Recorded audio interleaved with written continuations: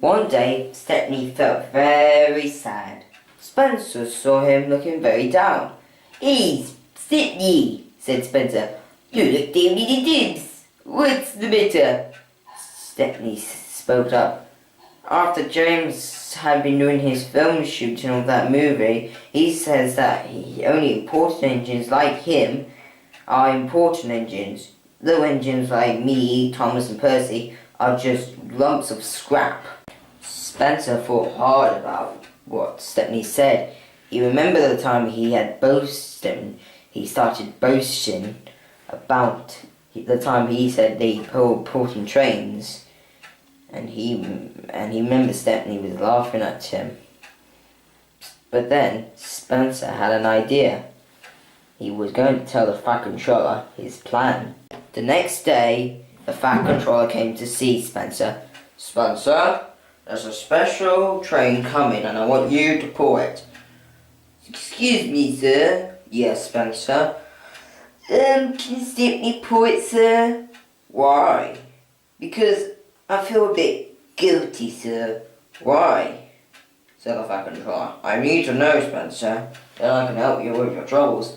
"Well, you see, sir." "Yes?"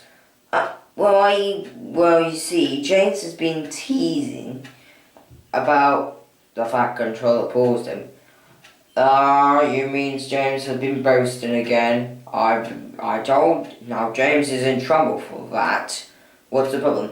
"Well, before the film crew came, I did basically told Stepney that important trains are more important." "So," said the Fat Controller, burning up his voice, "so it was you, Spencer. I should have known." "Yes, sir. And I want to put it right, sir. So I want Stepney to pull up. Please, sir." Of course, Stepney can pull it. But remember, Stepney, I was going to choose you to pull the train today. But since you let Stepney, I'm going to let Stepney do it. After all, he is going home tomorrow." When Stepney heard the news, he was excited. He was glad to pull the train. That night, Stepney pulled into the siding where Spencer was. "Spencer, I heard you wanted me to pull the train." "Thank you." "There is no problem," said Spencer. "After all, I am sorry I was boasting about, important engines pull very important trains." "Yeah, and I'm sorry I laughed at you, though," said Spencer. "But you did look a bit funny, though."